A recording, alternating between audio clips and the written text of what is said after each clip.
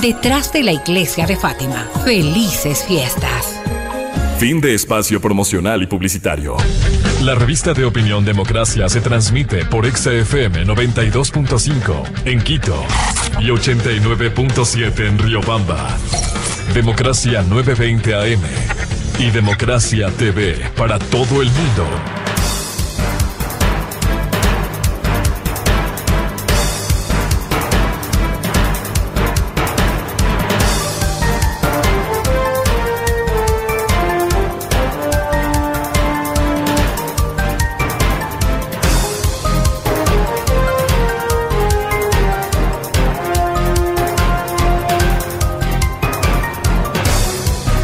Siete 17 minutos en el territorio continental ecuatoriano, buscando la verdad en la revista de opinión Democracia. Queremos dar la bienvenida a nuestros siguientes invitados: el doctor Arturo Moscoso, académico politólogo, y el investigador y académico doctor Lautaro Ojeda. Les hemos convidado para hacer un análisis sobre la realidad que estamos viviendo en el país y lastimosamente la deformación que existe sobre el mal llamado de ciertos actores de la defensa de los derechos humanos.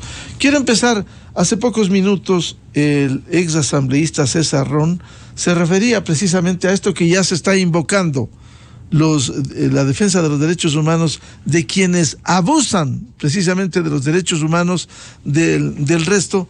Ahora quieren defender a estos protagonistas de violaciones. Por favor.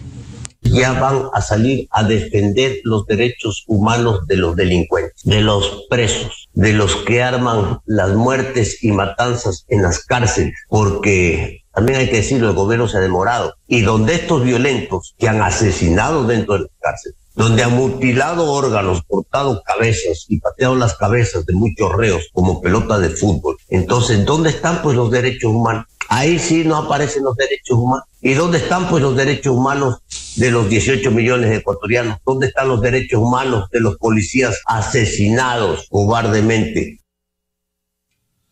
Esto decía hace pocos minutos el asambleísta César Ron.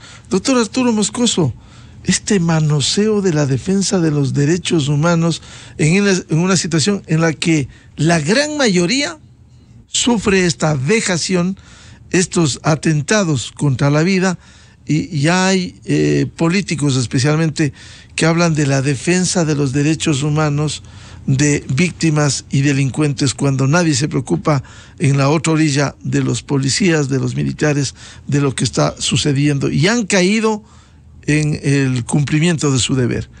Muy buen día, Arturo. Buenos días, Miguel. Gracias por la invitación. Un saludo a Lautaro y a toda la audiencia del programa. Bueno, Miguel, el tema de los derechos humanos es un tema muy delicado y que hay que abordarlo con mucha objetividad, creo yo.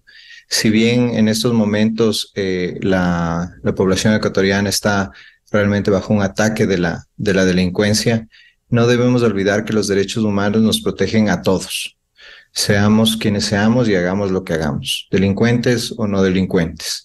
Entonces, ¿por qué? Porque es justamente eso lo que nos garantiza, o lo que nos debe garantizar el Estado para vivir en comunidad, ¿no? Que alguien que es el que tiene el monopolio de la violencia, como se ha señalado en los conceptos o en las definiciones que se dan sobre el Estado, sobre todo por parte de Max Weber, sí, sea justamente el que evite que esa violencia nos toque a los ciudadanos que hemos suscrito esta especie de pacto social que tenemos con el Estado.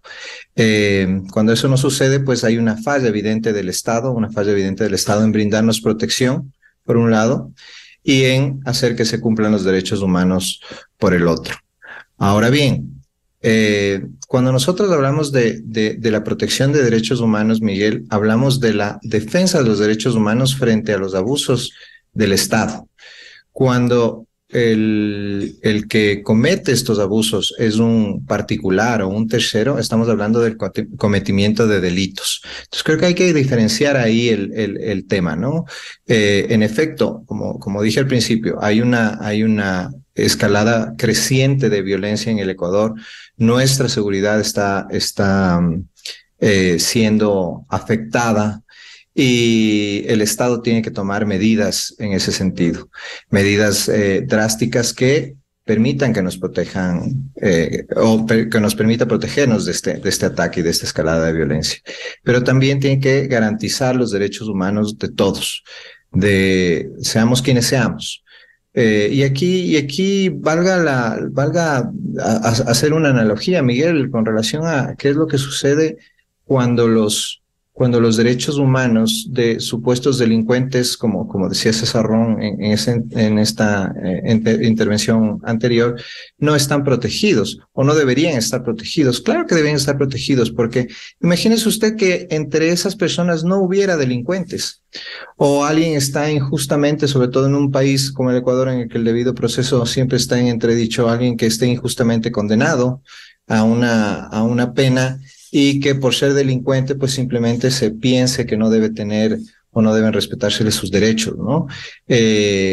¿Por qué? Porque la esencia de los derechos humanos es que son de todos los ciudadanos frente a los abusos del Estado y también, evidentemente, frente a la protección que debe brindarnos, ¿no?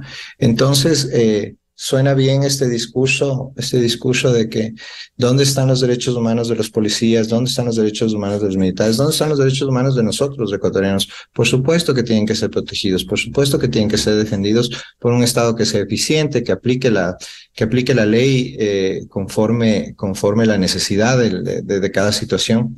Pero también tienen que estar pendientes de que en ese proceso de defensa de la ciudadanía, no se cometan violaciones de derechos humanos que en unos casos van a afectar a delincuentes, pero que en otros casos también pueden afectarnos a nosotros, los ciudadanos comunes y corrientes, ¿no? Por esa es la esencia de los derechos humanos, Miguel, y por eso hay que ser tan cuidadoso con ellos y con su aplicación, ¿no? Doctor Moscoso, es verdad, hay que ser muy cuidadosos en eso, pero hemos escuchado voces ya que tratan de reivindicar esos derechos, como usted bien dice, de todos. Sin embargo, muy poco se critica a los protagonistas de la violencia que están queriendo asolar el país. No, por supuesto, ¿no? Es que lo uno no quita lo otro, Miguel, y no podemos ponernos en posiciones maniqueas ni hacer de esto otro ejercicio de polarización, como ya se lo está haciendo, ¿no? En un país altamente polarizado como el nuestro, cualquier cosa sirve para dividirnos aún más, ¿no? Entonces, estigmatizar a los defensores de derechos humanos creo que no es el camino, ¿no? Creo que no es positivo en este país. Los defensores de derechos humanos cumplen un papel importantísimo en la defensa, como le digo, no solo de delincuentes, que también, sino de todos nosotros. Están ahí justamente para velar que a todos los ciudadanos nos velen y nos protejan de violaciones a nuestros derechos. Entonces, pero claro, a veces se puede confundir esto como con una defensa de la delincuencia. Yo no lo veo así. Yo creo que lo que la mayoría de defensores, al menos los más sensatos, lo que están tratando de manifestar es que simplemente, se tomen las medidas del caso para combatir la inseguridad, pero que esto no implique caer en escenarios como el de El Salvador, que ahora se ha vuelto un ejemplo de combate a la delincuencia, cuando en El Salvador lo que tenemos es un autoritarismo que no respeta los derechos humanos, no solo de los delincuentes que están detenidos en las cárceles, sino de toda la ciudadanía. El Salvador está evolucionando rápidamente hacia un autoritarismo competitivo y puede consolidarse en un autoritarismo ya pleno en determinado momento si sigue por ese camino. Entonces, Salvador no es ejemplo de nada, Miguel, y eso es, creo que hay que decirlo, ¿no? En este momento puede haber muchos temas de satisfacción con cómo está combatiendo la violencia, pero dentro de ese combate a la violencia, ¿cuántos derechos de personas que no son delincuentes estarán siendo violados? Y que justamente el evitar que eso suceda es el papel de los defensores de los derechos humanos, ¿no? Entonces, me parece peligroso también estigmatizar a los defensores de derechos humanos como defensores de delincuentes, porque no lo son. Nos están defendiendo absolutamente a todos, Miguel, tanto seamos delincuentes o no lo seamos. Todos nos merecemos el debido proceso, todos nos merecemos que se respeten nuestros derechos en cualquier etapa del proceso, por más delitos que se hayan cometido.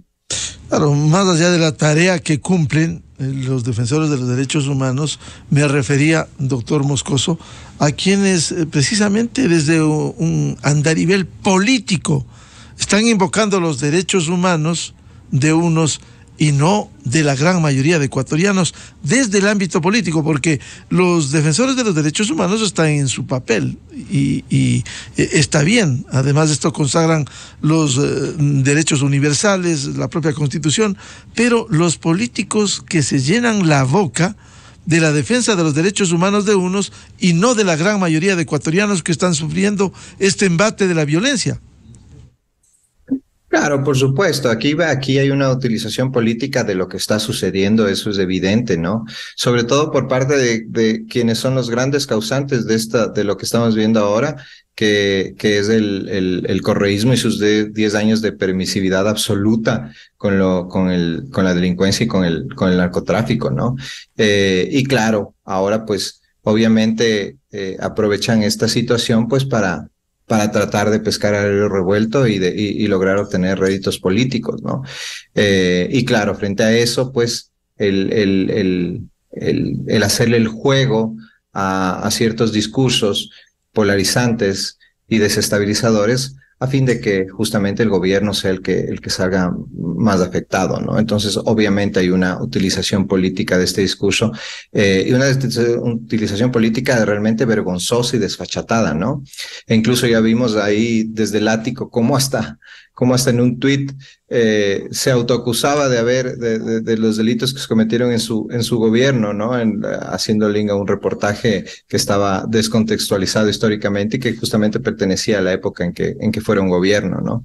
Entonces, un tuit que luego fue borrado, pero que quedó ahí ya para la historia y para las anécdotas de esta gente que para lo único que sirve es para intentar pescar a río revuelto, como dije antes, intentar obtener réditos políticos, que no ha hecho absolutamente nada por combatir la inseguridad y más bien todo lo contrario, ¿no? Más bien lo que ha hecho es fomentar y permitir cuando fuera un gobierno y ahora cuando son mayoría en la asamblea también, no brindarle las herramientas al gobierno y al Estado para este combate a la inseguridad y a la delincuencia, ¿no?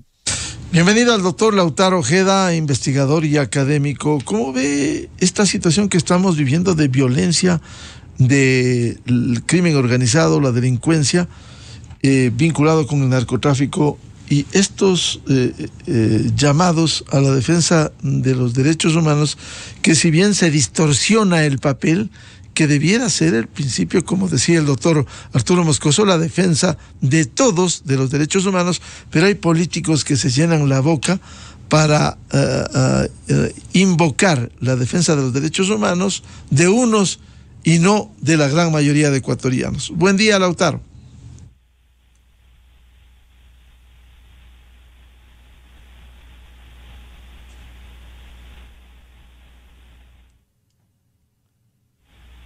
Este es un diálogo con el doctor Arturo Moscoso, académico, politólogo, y el académico e investigador doctor Lautaro Ojeda. El tema, la defensa de los derechos humanos en el Ecuador, en medio de esta situación que estamos viviendo de violencia, de acción del crimen organizado, del narcotráfico, que le ha llevado al gobierno a expedir el decreto 588 la semana anterior, que declaró el estado de excepción por grave conmoción interna, inicialmente en las provincias de Guayas y Esmeraldas, y luego extendió a Santo Domingo de los Áchilas, incluso con toque de queda desde las 9 de la noche hasta las 5 de la mañana.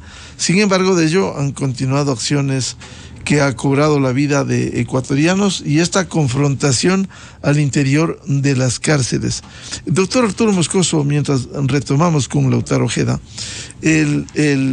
estos hechos que han ocurrido en las cárceles también, que de alguna manera han afectado, han cobrado vidas debido a la falta de control del Estado ecuatoriano, que poco a poco ha ido controlando. Sin embargo, hay acciones que se mantienen y que demuestran la situación que se vive en los centros carcelarios del país. Es que, Miguel, el tema de las cárceles es complejísimo, primero por a lo que puede hacer el Estado o lo que puede hacer el Ejecutivo desde su ámbito en el tema del control de las cárceles, ¿no? La no presencia de policías o de militares dentro de las cárceles creo, un bloqueo ahí importante para estas acciones de seguridad. Ahora con la declaratoria de emergencia, pues pueden entrar a pacificar, pero no pueden quedarse ahí. Y eso creo yo implica que pues se reorganicen por más reubicaciones que se hicieran de los cafecillas, como se ha hecho durante este feriado y fin de semana en las cárceles para intentar pacificarlas, y que creo que ha tenido un relativo éxito. Sí, el que no se pueda mantener ese control por parte de la policía y de los militares dentro de las cárceles, pues va a permitir que se reorganicen nuevamente, ¿no? Las cárceles se han convertido en los cuarteles generales de la delincuencia, y desde ahí salen las órdenes para el cometimiento de delitos prácticamente, ¿no? Entonces, eso es lo que se tiene que evitar. Y tiene que evitarse desde un análisis y desde un abordaje muy técnico, creo yo, Miguel, porque se habla mucho de inhibir las señales de celulares, de que la policía y los militares se queden ahí controlando, etcétera. Hay una serie de cosas y de afirmaciones que parten del desconocimiento de la ley y de cómo funcionan técnicamente ciertos aspectos tecnológicos, ¿no? Y de dónde están ubicadas las cárceles, ¿no? Las cárceles están ubicadas en su mayoría en sectores urbanos, en donde se ponen inhibidores de celular, por ejemplo. Se va a cortar la señal no solo de la prisión, sino de los sectores aledaños, afectando a los pobladores que puedan vivir por ahí. El tema de las restricciones, como le digo, legales, para que la policía y las Fuerzas Armadas puedan mantenerse en las cárceles, etcétera, ¿no? Entonces, un tema complejo que también hay que entenderlo desde una perspectiva menos llevada desde el sentimiento y más llevada desde la razón y de cómo se debe hacer, ¿no? Creo que el gobierno, como señalaba, ha tomado pasos interesantes en estos días que hemos tenido de asueto. Veamos cuáles son los resultados finales, ¿no? Pero además, no solo es el tema de las cárceles, Miguel, el tema de las cárceles solo muestra de un problema mucho más grande, que es la penetración de las bandas delincuenciales transnacionales en el país, ¿no? Por eso sí fue un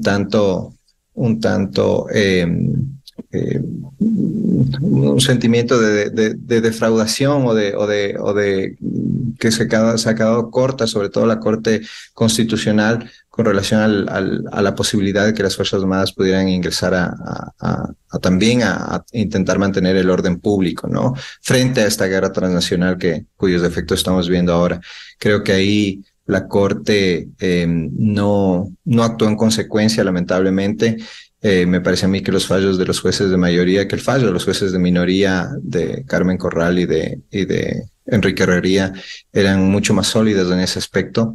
Pero bueno, ya la situación está así. Los militares no podrán entrar al control del orden público, salvo estado de excepción, y pues así tendrá que manejarse el gobierno en los próximos meses y años, ¿no? Veamos si es que estas estrategias que están aplicando funcionan de alguna forma para intentar pacificar el país, ¿no?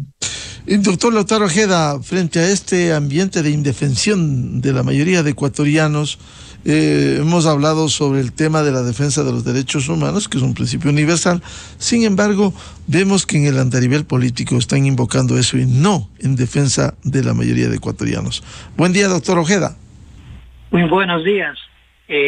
Saludos a Arturo. Yo me permitiría, como es mi vocación, digamos, ir desde los hechos un poco a lo reducir, digamos, de los hechos aspectos macro. Así es que, si le parece, creo que es importante precisar algunos elementos o factores causales de esta fenomenología. Pero antes de eso quisiera me permito recomendar la lectura del informe de la OEA sobre las cárceles en el Ecuador, que se denomina personas privadas de la libertad en Ecuador, informe presentado el mes de marzo del presente año. Unas 171 páginas he tenido la oportunidad de leer. Me parece que hay una precisión y recomendaciones que vale la pena que las tenga en cuenta, especialmente en esta situación coyuntural. Ahora, si vamos a los principales problemas o causas, yo creo que hay que partir de un elemento, y es que estos crímenes, estas masacres, son resultado de un proceso acumulado históricamente alrededor del control, el manejo del negocio de la droga.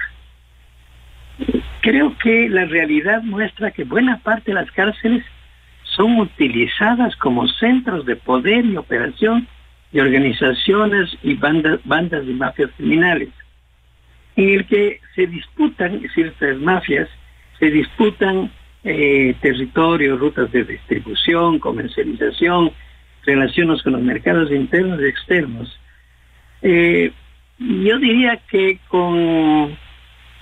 no sé si el contubernio o en todo caso el quemimportismo en la práctica de amplios sectores políticos y sociales, que en cambio frente a este fenómeno van por el lado punitivo, o sea, aumento de penas, legalización de la pena de muerte, etcétera. Entonces, no es ese el camino, y no solamente se plantea, a lo mejor teóricamente, la necesidad de tener una visión integral, de una visión holística, en la que participen diferentes perspectivas, pero que esto responda realmente a un trabajo constante, de una serie constante, de la que me da la impresión que el gobierno no dispone, porque lo que hace el gobierno es vivir en la coyuntura, vivir en el instante, especialmente a través de lo que es constitucional, por cierto, los estados de excepción. Estados de excepción que realmente muestran que, si bien es cierto, en el momento, en unos días, baja la intensidad, etcétera, a la postre realmente no enfrentan el problema fundamental. En síntesis, creo que hay una ausencia e irresponsabilidad estatal, tanto en el conocimiento del tema o del fenómeno delictivo, y particularmente en este caso de las cárceles, que permita comprender la complejidad y profundidad del fenómeno carcelario. Por lo tanto, si no hay un conocimiento, una perspectiva como la que estoy señalando, desgraciadamente la situación va a continuar a pesar de los esfuerzos coyunturales del gobierno. Doctor Ojeda, con esas condiciones, ¿cómo afrontar estos desafíos de violencia y también actuar a fin de que se esclarezcan hechos que han sido protagonizados dentro o fuera de las cárceles del país? Bueno, yo creo que ahí está el gran desafío, digamos, ¿no? O sea, evidentemente que en términos inmediatos el instrumento que dispone el gobierno constitucionalmente son los estados de excepción. Pero creo que paralelamente debería iniciarse la conformación de un equipo, de un grupo permanente de trabajo interdisciplinario que estudie y proponga, por cierto, medidas inmediatas, pero más que todo mediatas digamos, para enfrentar el tema. Creo que a pesar de que mucha gente dice que hay muchos diagnósticos sobre esta problemática, yo personalmente encuentro que no hay. El gobierno afirma que hay un plan integral de seguridad. He tenido la oportunidad de revisarlo.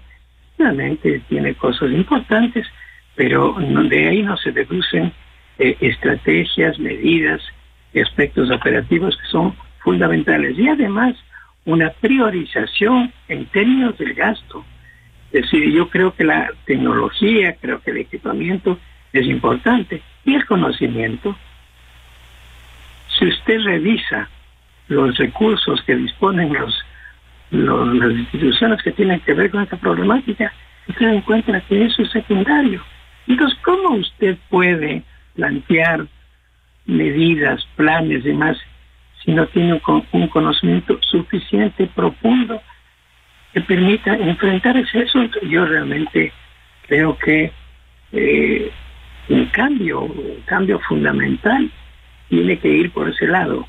La reforma de la estructura, de la normativa relacionada con el control, el manejo de los centros penitenciarios, antes que centrarse en el endurecimiento y en la crítica y Arturo acaba de señalar aspectos que estoy de acuerdo, en la crítica a los derechos humanos. Creo que también es necesario crear centros de formación y capacitación del sistema penal. A propósito de esto, y quizá un paréntesis, a mí me parece estoy muy preocupado realmente esta propuesta de formar 30.000 o disponer de 30.000 nuevos policías que además van a tener entre comillas, una capacitación de 6 meses frente a los 2 años que al menos tenían antes. Me parece realmente muy arriesgado, muy, muy grave el que realmente se acuda por ese camino. Oí al responsable, un general responsable de este campo, y dijo que sí, que van a estar internos, etcétera, pero a mí me parece que es un problema muy serio. Creo que también es necesario incluir en esta perspectiva iniciativas orientadas a la prevención del crimen. Creo que es necesario revisar profundamente el significado de la rehabilitación social. ¿Qué es rehabilitación social? Eso es un discurso. La rehabilitación social no existe. Y la rehabilitación social no se hace a través de un curso de carpintería. Eso es un proceso largo. ¿Y qué pasa con la familia de los detenidos qué pasa con la educación, la protección infantil, el bienestar social, el empleo, entre otros? Entonces creo que realmente no veo yo realmente una perspectiva de mediano plazo, no veo una planificación y ausencia de políticas profundas, serias, sostenidas en este campo. Doctor Ojeda, ahora a propósito de lo que usted señala, aquí habría que emprender en un proceso, por un lado, de rehabilitación social, que es uno de los fines. Vemos que no se ha podido controlar las cárceles, y por otro lado, la acción de reformas que se han planteado y que debiera hacer la Asamblea Nacional. A ver, ¿qué es el significado de rehabilitación social o la finalidad, digamos, de la rehabilitación social? Las finalidades es que la persona que sale de las cárceles pueda insertarse en la sociedad. ¿Está preparado para eso? ¿La sociedad le va a aceptar? ¿Va a aceptar a un exconvicto? ¿Qué condiciones realmente humanas han cambiado del preso, para no llamar eufemísticamente el privado? ¿Qué condiciones existen para que sea rehabilitado? Eso es una ficción. Insisto, es una retórica. Y entonces creo que desde el punto de vista conceptual, desde el punto de vista operativo, es necesario profundizar, revisar, pero esto no se hace en un mes, no se hace en días, no se hace contratando una consultoría de corto plazo, se hace conformando un grupo que trabaje permanentemente, por cierto, con colaboración importante de las universidades. Vuelvo con el doctor Arturo Moscoso. A propósito del tema que hablábamos de los derechos humanos, esta mañana en Ecuavisa, el ministro del Interior, Juan Zapata, se refería precisamente a estos hechos en medio de los últimos sucesos ocurridos a propósito del estado de excepción. Sí, eso sí tiene que decirse. Los derechos humanos están más para los delincuentes que para quienes, hombres que están defendiendo a los buenos ciudadanos que han sido afectados en su seguridad. Él invoca que se está reclamando los derechos humanos más para los delincuentes que para quienes están resguardando a la sociedad. Como bien decía usted, debe ser para todos, pero en la práctica vemos que no se ha producido eso, doctor Moscoso. No, yo creo que nuevamente hay este discurso estigmatizante con el tema de los derechos humanos que me parece peligroso, Miguel. Creo que es importante resaltar lo que ya he señalado antes y lo que usted ha vuelto a señalar en este momento, que es el tema de que los derechos humanos son para todos, sean delincuentes o no sean delincuentes, porque eso es lo que nos mantiene a salvo de los abusos del Estado y también del cometimiento de los delitos. Por supuesto que las fuerzas de seguridad, tanto externas como internas, tienen derechos humanos y tienen que ser respetados esos derechos humanos. Pero eso no implica que los derechos de las personas en general, sean delincuentes o no, no deban también ser respetados.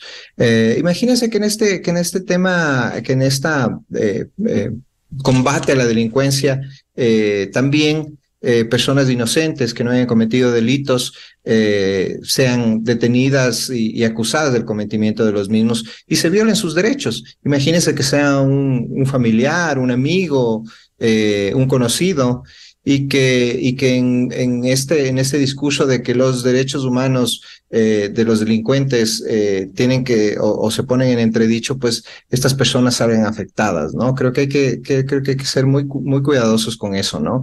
Estoy de acuerdo con el capitán Zapata en que los derechos de las fuerzas del orden también tienen que ser respetados y protegidos por el Estado y también que los defensores de derechos humanos también se preocupen por sus derechos, pero lo uno no quita lo otro. Lo uno no quita lo otro y es importante, creo yo, hacer énfasis en eso, ¿no? Los derechos humanos son para todos, porque justamente eso es lo que garantiza que el Estado, en cualquiera de sus formas, no nos victimice. Y pues ahí entramos todos, delincuentes, no delincuentes, fuerzas de seguridad, ciudadanos comunes, etcétera. Doctor Lautaro Ojeda, un comentario sobre esta declaración del ministro del Interior, Juan Zapata, respecto de que más se están preocupando de los derechos humanos de los delincuentes que de los miembros de la institución policial. ¿Qué comenta sobre este señalamiento de Juan Zapata? Totalmente de acuerdo con el teniente coronel Zapata. Creo que ese es uno de los tantos recursos que tiene la buena parte de la oposición para desviar la atención, para desviar la mente a problemática en la que están especialmente los correístas claramente involucrados.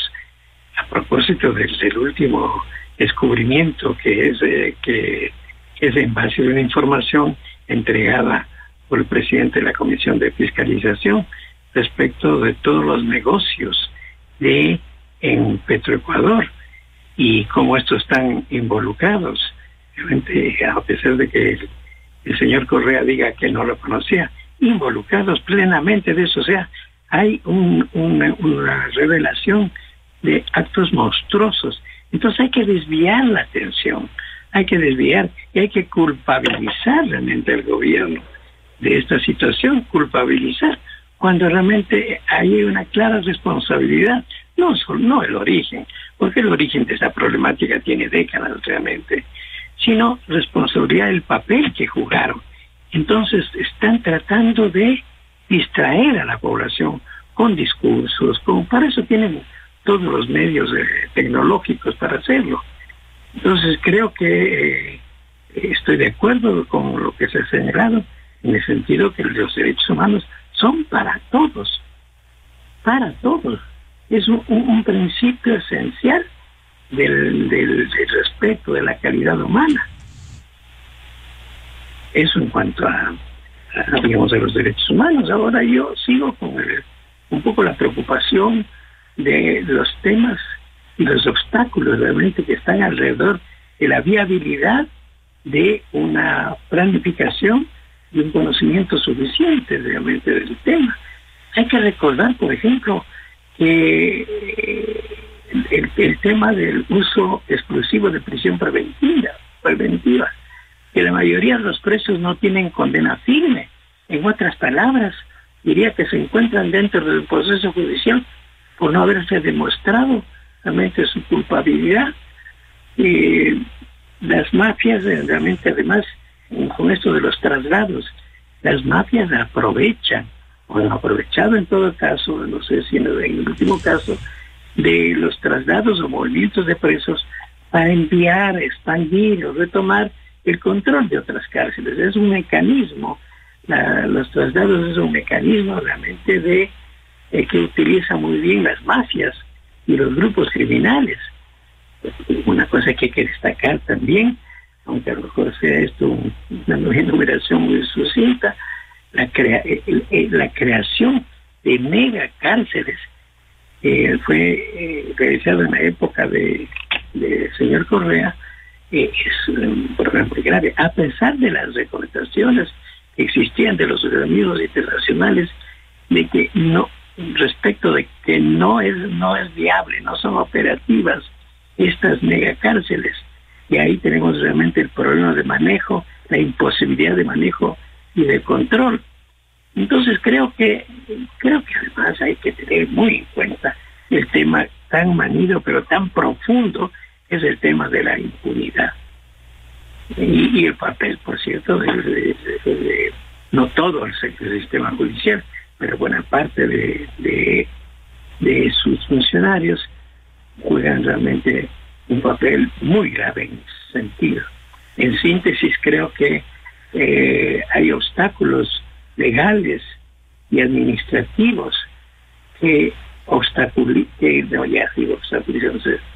impiden realmente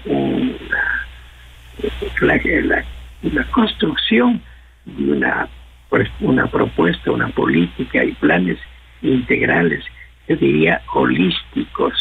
Y permítanme para los médicos expresar una reflexión. Creo que necesita una visión homeopática antes que aleopática de síntomas, antes que no de síntomas, sino una visión global, integral. Eso no se construye de la noche a la mañana.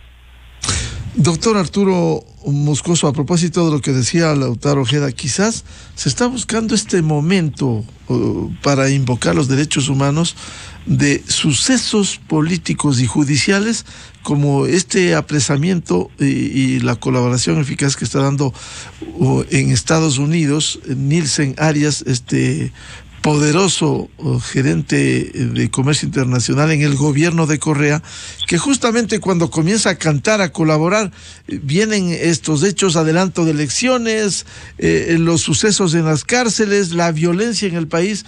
Quizás esto pudiera estar conectado con estos hechos que lamentablemente no se piensa en la mayoría de ecuatorianos, sino en los intereses personales de quienes están asfixiados por la justicia por tanto acto de corrupción. Ya lo señalé antes y Lautaro también lo ha dicho. Es aquí una utilización política de la violencia, ¿no? Para justamente intentar desviar la atención sobre estos nuevos hechos que está revelando Arias ahí en Estados Unidos. ¿Qué cola traerán, no? ¿Qué habrá ahí detrás? Y claro, ¿no? Intentar desestabilizar a través de la violencia y de la exacerbación de la percepción de inseguridad de las personas, ¿no? Entonces, ¿de qué está preocupada la oposición? La oposición, sobre todo encabezada por el correísmo, está preocupada de hacer propuestas para combatir la inseguridad, está preocupada de hacer un frente común frente a la oleada de violencia que tenemos en el Ecuador. No, para nada. Ahí tenemos desde el ático cómo se ataca al gobierno, cómo que se pide que se adelanten elecciones, incluso como señalé antes, mandando ese tuit de delitos que se cometieron en su propio gobierno, ¿no? para que se evidencie la poca reflexión que se ejerce desde ese liderazgo desde Bélgica para esta gente que, como digo, ¿no? Está únicamente preocupada de ver qué obtiene de esta escalada de violencia, políticamente hablando, y no de combatirla y no de realmente arrimar el hombro para que este país sea más seguro, ¿no? Entonces, es evidente la utilización política de esta violencia para tratar de obtener réditos políticos, Miguel.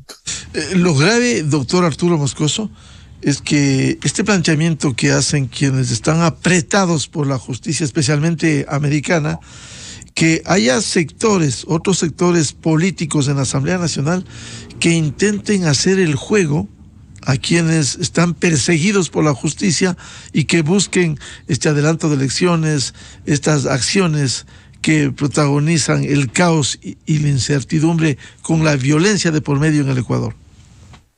Claro, por supuesto, hay estos otros partidos que le están haciendo el juego al correísmo justamente ¿para qué? Nuevamente para intentar obtener réditos políticos en las próximas elecciones seccionales, ¿no? Además, con miras también al tema de la consulta popular. Y evidentemente hay un nicho que ya está empezando a ser explotado, Miguel, y que es muy peligroso, que es el de la extrema derecha y su posición frente al, justamente lo que hablábamos, los derechos humanos, el libre porte de armas, etcétera, que frente a la situación de inseguridad que vive el país, pues puede calar, ¿no? Puede calar y puede significarle éxito político en un futuro a estas posiciones extremas, ¿no? Entonces vivimos en un grado de polarización muy fuerte, que cada vez es más marcado y que justamente está permitiendo el aparecimiento en el escenario político de estas posiciones extremistas que justamente coadyuvan a la polarización, coadyuvan a la insatisfacción con el funcionamiento de las instituciones políticas y finalmente coadyuvan al debilitamiento de la democracia, ¿no? Usted ya se refirió, doctor Moscoso, y quisiera que profundice lo que precisamente esta experiencia en El Salvador del señor Bukele, en donde allí se ha evidenciado violación de derechos humanos y se advierte esa acción autoritaria de quien preside esa República Centroamericana. Exactamente, Miguel. Lo que tenemos en El Salvador es una deriva hacia el autoritarismo cada vez más marcada, ¿no? Una deriva hacia el autoritarismo que se sustenta justamente en esta aparente lucha frontal frente a la delincuencia, pero que está plagada de violaciones de derechos humanos, ¿no? Y en donde pues lo que está sucediendo en realidad es que no se sabe bien quiénes están entrando en el saco de los supuestos delincuentes que está persiguiendo Bukele, ¿no? Porque justamente ahí está el meollo del asunto, ¿no? Se evita el debido proceso, se viola el debido proceso en el juzgamiento de delitos amparado en esta supuesta persecución en la inseguridad. Y lo que tenemos ahora es un presidente cada vez con más poder, cada vez más afianzado en el ejercicio del poder en su país y para el cual no hay oposición que valga, ¿no? Y que se estigmatiza el discurso de quienes se opongan a esas políticas autoritarias, como señalándonos como defensores de delincuentes o algo por el estilo, justamente para deslegitimar este trabajo tan loable que hacen los defensores de derechos humanos, Miguel, y que es importante rescatarlo, ¿no? Entonces ahí está, pues, clarísima la utilización política que se ha hecho de la violencia y del combate a la violencia en El Salvador y que se pretende hacer exactamente lo mismo acá en el Ecuador, ¿no? Ahora, a propósito de eso, doctor Lautaro Ojeda, quiero recordar lo que ocurriera durante los últimos días. Del martes 1 de noviembre, hace 7 días, cuando el crimen organizado lanzó un ataque violento al Estado y pocas horas más tarde de que el presidente Lasso decretara un estado de excepción en Guayas y Esmeraldas. Esto recoge el portal digital 4 Pelagatos. El Partido Social Cristiano emitió un comunicado. No lo hizo para condenar los ataques terroristas ni para solidarizarse con las víctimas, tampoco para que las fuerzas políticas se junten alrededor de algún plan contra el crimen. El comunicado era un copy-paste de un tweet del presidente de El Salvador, Bukele, que escribiera ese día y que evidentemente aludía al presidente Lazo: el estado de excepción es una herramienta, no una varita mágica. Aprobar un estado de excepción sin una estrategia contra los terroristas no sirve de nada. Los gobernantes deben entender que los problemas no se resuelven por decreto, sino con acciones. Curiosamente, esto que dijo Bukele fue virtualmente recogido por el Partido Social Cristiano, insisto, sin condenar la violencia y la defensa de la mayoría, sino las políticas de este gobierno. Sí, yo quisiera referirme a un tema que ya está siendo abordado, el tema de Bukele. Especialmente la respuesta, al menos por señalan las encuestas, la respuesta de apoyo realmente a estas medidas totalitarias contra los derechos humanos, etcétera. Yo me pregunto si hay una posición similar o con similares características. La población ecuatoriana o buena parte de la ciudadanía ecuatoriana no respaldará tal vez eso. Me pregunto, por ejemplo, si se propone alguna ley sobre pena de muerte, ¿no tendrá una gran mayoría? Es decir, yo creo que esa tendencia, frente a la ineficiencia, frente a este hecho de que las bandas y las mafias hayan sobrepasado y están sobrepasando la capacidad de respuesta consistente y coherente por parte del gobierno, la respuesta a la ciudadanía no estará pensando realmente que es necesario ir más allá de lo que podríamos hacer, incluso mano dura. Me preocupa realmente esto ahora. Por otro lado, también la capacidad estratégica, maléficamente estratégica, de las bandas organizadas en este proceso de lo que yo llamo la desfocalización de los ataques en diferentes lugares, ataques a la policía, advertencias, que llevan en definitiva a una profundización del miedo, del temor y la inacción de la población, que considera a lo mejor esto ya como algo normal, como algo natural. ¿Qué hacer frente a eso? Si yo denuncio, no sirve. Si las medidas como estado de excepción son perentorias, entonces por ahí hay un problema sumamente que agrava, digamos, la situación que hemos señalado de alguna manera en esta ocasión. Pero no debieran asumir y proponer acciones concretas. Me refería a esto porque el Partido Social Cristiano recogió lo que Bukele decía: el estado de excepción es una herramienta, no una varita mágica, y no proponen nada. Lo único que articulan son las acciones las que resuelven los problemas y no las palabras. ¿Cuáles acciones? Es un partido político que en la Asamblea Nacional no ha propuesto, sino el populismo penal. Así es.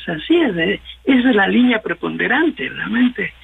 Y creo que el papel de los, no sé cómo llamar, partidos políticos a esas estructuras, no todas, pero la mayoría de ellas mafiosas, que están en otro juego, están como, son marcianos, diría yo, no están insertos realmente en la problemática actual. Yo me pregunto, por ejemplo, esta convocatoria que hace el presidente de la Asamblea para tratar el tema de seguridad, ¿qué van a hacer? ¿Qué propuestas tienen? ¿Hay algo organizado? ¿Tienen alguna comisión? Bueno, hay una comisión que trata sobre seguridad. ¿Qué propuestas tienen? La propuesta, en definitiva, se resume en desestabilización, en encontrar un espacio idóneo, digamos, para cambios, para sustitución, con los mismos que realmente en buena medida causaron esta problemática. Entonces, no veo realmente una visión, no tengo una visión política, no veo una visión política orgánica que proponga, digamos, que sugiera. Pero también una cosa que es importante, me llama la atención cómo los grupos empresariales, que tienen una organización bastante eficiente, creo, no veo aportes, veo denuncias, pero no aportes. A mí me llamaba mucho la atención, recuerdo en épocas en las que tuve la oportunidad de visitar Colombia, los aportes no solamente conceptuales, sino económicos de las cámaras de producción en Colombia, que sustentaban, por ejemplo, buena parte del financiamiento para el conocimiento de las universidades sobre esta problemática. Estaban ahí adentro. Me pregunto acá, ¿qué están? Y finalmente, ¿qué está haciendo la academia ecuatoriana en este campo? No conozco realmente aportes significativos, estudios, vecinas, tesis, etcétera, que estén aportando, estén sugiriendo, que estén proponiendo. No veo. Y esto lo digo a partir de una constatación última a propósito de mi trabajo que Miguel tuvo la bondad de tratar, lo que es el tema de la adherencia social interpersonal, problema que no está en el debate político, a pesar de tener un alto porcentaje de la violencia social.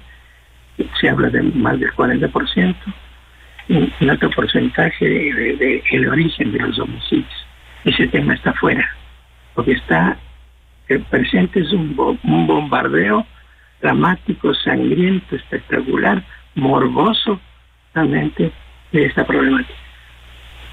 Doctor Moscoso, para concluir por ahora, ¿cómo lograr articular políticas, acciones desde todos los sectores a fin de lograr la unidad nacional frente a un problema mayor como es esta acción inusitada de la violencia y el crimen organizado? Es que justamente eso se hubiera tenido que esperar de una clase política madura y a la que realmente le preocupe el país, ¿no? Unir el hombro o arrimar el hombro para enfrentar esta crisis de seguridad y de violencia unidos. Y lo que tenemos en realidad son pues estructuras, como bien ha señalado Lautaro, que no se pueden llamar partidos políticos, estructuras caudillistas, verticales, en donde hay líderes a los que lo único que les preocupa es su beneficio propio, el beneficio de su organización política, y no el beneficio de la ciudadanía, ¿no? Y ahí tenemos al Partido Social Cristiano, a la disidencia de Pachacutic, a la disidencia de la Izquierda Democrática, que han actuado realmente de forma vergonzosa frente a estos hechos, ¿no? ¿Qué debería pasar en realidad? Que se depongan posiciones políticas y que se haga un frente común para enfrentar la crisis de inseguridad que estamos viviendo.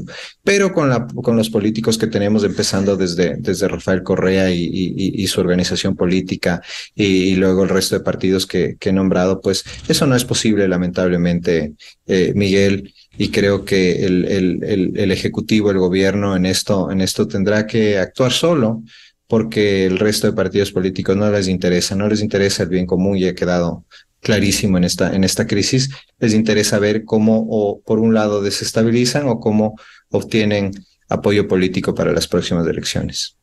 Doctor Lautaro Ojeda, ¿cómo articular políticas a fin de lograr la unidad frente a un mal mayor como es el crimen organizado transnacional, el narcotráfico, mientras aquí se hacen disparos al aire desde los sectores políticos en lugar de aglutinar, cerrar filas entre todos los ecuatorianos, entre todos los sectores, como usted bien invocaba, la academia, el sector empresarial, para unirse frente a este mal mayor?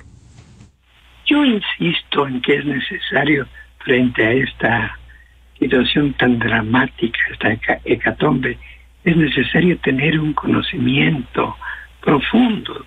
Es a partir de ese conocimiento profundo que yo puedo formular planes, medidas, políticas, estrategias, pero si no disponemos de eso, vamos a estar dando en buena parte palos de ciego. O sea, y viviendo en la coyuntura. Zygmunt Bauman tiene este extraordinario sociólogo, pensador polaco, algo que me llama la atención. Él habla del terrorismo de la inmediatez. Vivimos en lo inmediato.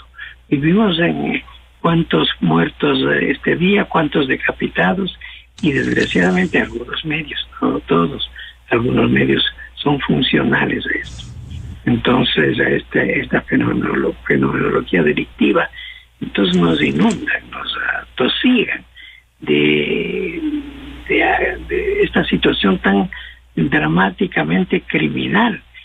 Pero yo no conozco, no veo muchos foros como este, por ejemplo, que estén aportando sistemáticamente grupos, centros de investigación, universitarios, no universitarios, que estén pensando sistemáticamente y con recursos sobre esta problemática.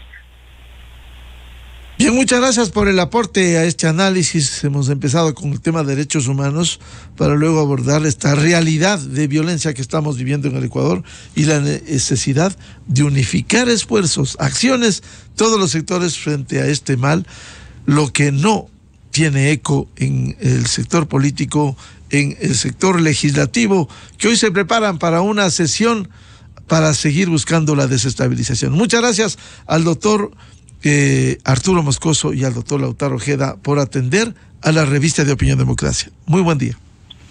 Buen día, Miguel. Gracias por la invitación. Buscando la verdad en la revista de Opinión Democracia, 8:12 minutos en el territorio continental ecuatoriano. Vamos a una pausa y ya volvemos para hablar sobre el tema económico, la proforma presupuestaria para el 2023 y qué pasa con los bonos soberanos del Ecuador en este mes de noviembre. Miguel Rivadeneira en la revista de Opinión Democracia. Inicio de espacio promocional y publicitario. Produbanco es ProPyme. Nuestro propósito es impulsar el crecimiento de tu negocio. Por cada 2,000